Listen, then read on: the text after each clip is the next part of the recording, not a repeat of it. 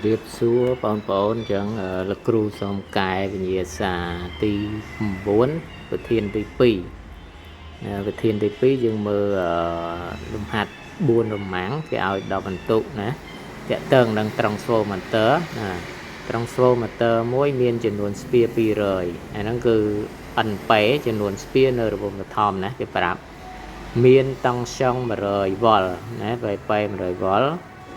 នៅរបងមធ្យមដែលមានចំនួនស្ពា NS គឺ600ហើយគេភ្ជាប់របងនេះទៅនឹងអំពូលមួយដែលមានរេស្តង់នេះអំពូលនេះមានរេស្តង់10អូមក៏តើ transfer នេះជា transfer source water ឬក៏ source water អញ្ចឹងគេឲ្យយើងកំណត់ប្រភេទ transfer ណាអញ្ចឹងយើង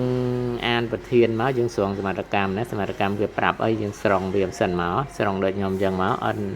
ពេចំនួនស្ពាននៅរបងបឋម200 VP តង់ស្យុងនៅរបងបឋម100 NS ចំនួនស្ពាននៅរបងមធ្យម600ទិន្នផលរបស់ត្រង់ស្វូ60%រេស្តង់បំពូលនេះគឺ10អូមអញ្ចឹងគេឲ្យយើងរកប្រភេទត្រង់ស្វូណាទេកំណត់ប្រភេទត្រង់ស្វូ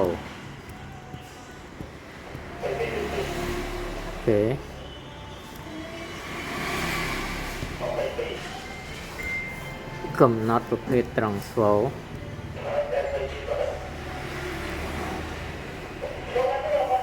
កំណត់ប្រភេទត្រង់ស្វូក៏កំណត់ប្រភេទ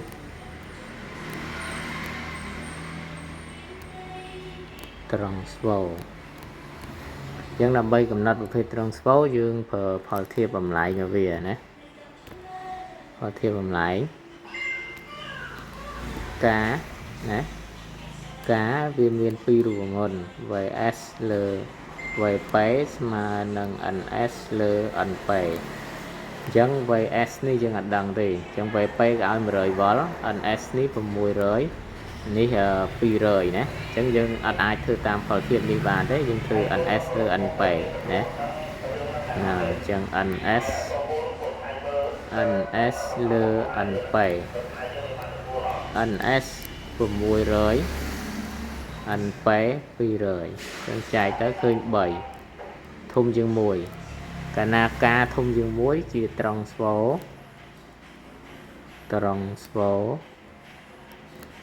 សួក Walter សួក Walter គឺតម្លើងតង់ស្យុងណាអូខេទី2គេសួររកអីទៀតយើងមើលប្រធានទី2ខកំណត់តង់ស្យុងរបងមធ្យមចឹងរក VS ណាខកំណត់តង់ស្យុង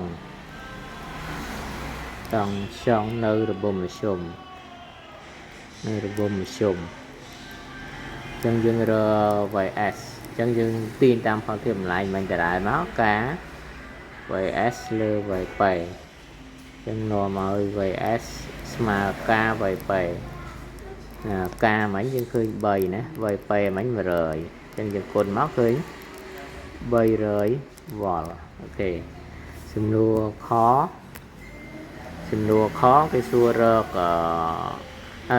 គេសួររកអាំងតង់ស៊ីតេនៅរបងមធ្យមនិងអាំងតង់ស៊ីតេចរន្តនៅរបងបឋមអញ្ចឹងរក ES EP ណាអញ្ចឹងគណនាចរន្តណាគណនាអាំងតង់ស៊ីតេចរន្តអាំងតង់ស៊ីតេចរន្តនៅរបងបឋមនិងរបងមធ្យមណាទេអញ្ចឹងរ ES ចេញមុនណាអញ្ចឹងយើងអាចរើតាមច្បាប់អូម VS ស្មើនឹង R គុណនឹង ES អញ្ចឹងយើងទាញរើ ES មក VS ចែកនឹង R ណា VS ចែកនឹង R VS យើងរកឃើញមិញគឺ300 V ចែកនឹង R រេស្តង់របស់អំពូល10អូមចែកមកគឺ khơi 30 ampere nè okay. Dương ai RIP nè IP dương ai đào tamรูปมนต์ទិន្នផលណាតាមរូបមន្តតាមរូបមន្ត Air day ស្មើនឹង PS លើ PP ណាគេ PS ស្មើនឹង VSES PP ស្មើ VPE EP អញ្ចឹងយើងទាញរើ EP មក EP ស្មើ VSES ចែកនឹង Air day VP ណាគេឥឡូវដោយក៏យើងជំនួសលេខចូលហ្មងទៅលឿនណាជំនួសលេខចូលនាំឲ្យ EP ស្មើ VS គឺ300 ES គឺ30 ampere AD 0.6 គុណនឹង VP 100យើងសម្រួល02ចោលទៅយើងឃើញ90លើ0.6ណាយើងអាចសរសេរថាយើងសម្រួលនឹង3នេះបាន30នេះបាន2គុណ10ទៅគុណដក1ណាអូខេអញ្ចឹងយើង30ចែក2បាន15 150 ampere ណាអូខេអានេះគឺ EP ឥឡូវយើងបន្តលំហាត់របស់យើងចូលលំហាត់ថ្មីលំហាត់តាក់ទងនឹងកញ្ចក់ស្វែណាយើងអានប្រធានធនលេខ5គេដាក់វត្ថុមួយដែលមានចម្ងាយ30 cm ហ្នឹងគឺចម្ងាយហ្នឹងគឺប៉េឬក៏ដេណាចម្ងាយវត្ថុមុខកញ្ចក់ស្វែមួយគេទទួលបានរូបភាពពិតណារូបភាពពិតគឺគុយយើងយកវិជ្ជមាន20 cm ណាគេគណនាចម្ងាយកំណំនៃកញ្ចក់ស្វែអញ្ចឹងគណនាចម្ងាយកំណំគឺរើ F ណាគេលេខ5ចំនួនកគេឲ្យយើងគណនាចម្ងាយកំណំគេចម្ងាយកំណំគេចម្ងាយកំណំរើ F អញ្ចឹងយើងប្រើតាមរមន់1លើ F ស្មើ1លើPបូក1លើគុយដោយPចម្ងាយវត្ថុមិញ30ចម្ងាយគុយចម្ងាយរូបភាព20អញ្ចឹងយើងយកវាបាយរួម60អានេះទៅគុណ2អានេះទៅគុណ3អញ្ចឹងយើងឃើញ5លើ60អញ្ចឹងយើងចម្រាស់វិញទៅ F ស្មើ60ចែកទៅនឹង5ចែកទៅបាន12 cm ធំជាង0ណាកាលណាចម្ងាយកំណំធំជាង0វាគឺជាកញ្ចក់ស្វែ port ណាអូកំណត់ប្រភេទកញ្ចក់ស្វែគេខកំណត់ប្រភេទកញ្ចក់ស្វែណាគេដោយ F វិជ្ជមានណាអញ្ចឹងយើងប្រាប់គេជាកញ្ចក់ស្វែ port ណាកញ្ចក់ស្វែ port អូត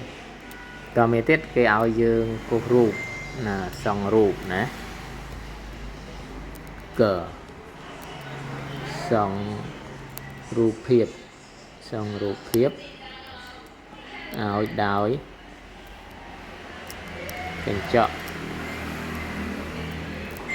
ស្វែអញ្ចឹងកញ្ចក់ស្វែ port ណាដែលមាន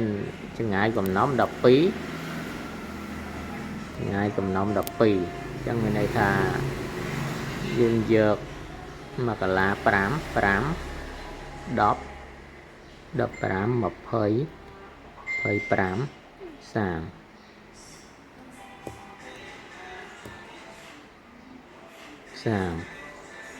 យើងមើលមិញចម្ងាយកំណំ12នេះ10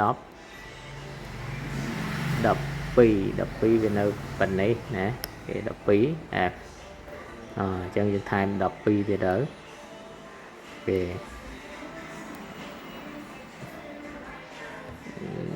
នេះវា10 12ណានេះផ្ចិតរបស់វាណាអញ្ចឹងវត្ថុនៅចម្ងាយ30 10 20 30នៅទីនេះណាទេអញ្ចឹងយើងសង់មកអញ្ចឹងយើងសង់រូបភាពមកអញ្ចឹងកម្មពលឺដែលស្របទៅនឹងអមេកម្មទី1យើងគូសតែកម្មពលឺ2បានហើយស្របអមេប៉ះឡុងទីផ្លាតប៉ះកញ្ចក់ស្វែផ្លាតមកវិញកាត់តាមកំណំរូបភាពហ្នឹងកម្មពលឺទី1កម្មទី2គូសចេញពីកពូល B ណាហើយប៉ះទៅនឹងឡុងទីឲ្យផ្លាតមកវិញស្របអមេចឹងកម្មពលឺហ្នឹងវាសពគ្នាត្រង់នេះអញ្ចឹងយើងបានកពូលរបស់រូបភាពនៅត្រង់ហ្នឹងអញ្ចឹងយើងគូសតម្លាក់ដំណៅកែងទៅយើងបាន A' B' គឺជាចម្ងាយរូបភាពហើយណាអញ្ចឹងលំហាត់របស់យើងគឺចប់ប៉ុណ្ណឹងអញ្ចឹងសូមបងប្អូនរៀនធ្វើឡើងវិញណាអូខេបើមើលអត់តាន់យើងអាច